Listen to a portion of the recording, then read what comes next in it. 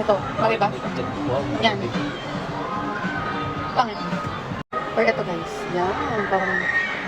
Ito, parang ang ganda rin ito. Alala, ba't ang puti ko dito? Ang ganda to? Ah.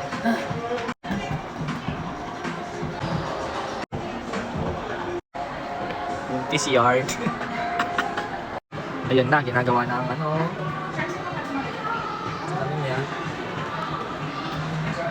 Di dyan. Dito. Saan mo sabihin?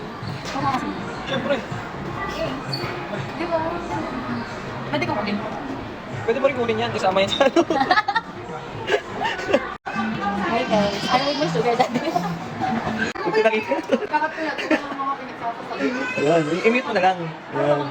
Namimili na siya ng gagamitin niya para sa outing.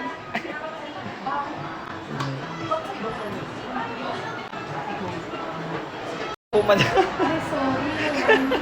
Hindi na may nakita ko. Ang laki ng chon ko. Agad sa ano ko. Ito ako nakanina. Ayan, maganda. Tabok mo eh. Or ito ko kaya. Ito ko. Yung isa, yung una. Saan ako masigil? Sa una. Ayan, try mo yan. Hindi, Madami siya niyo po. Okay. Medyo ano. Ayan. Ayan. Pwede rin yan. Tingin nga. Ano yun, madam? Makikita mo sa imagine mo, success ka eh. Bigla kang sumakses eh. So guys, bibili si Sir Jeron ng pambura niya, whiteboard. Pambura sa whiteboard marker. So nakakita ko ng perfect na pambura sa kanya. Ito. Tada! Kamukha niya. Bang! Ayun siya. Ayun siya guys. Bumibili siya ng whiteboard marker. May nakita ko. Pambura. Oh.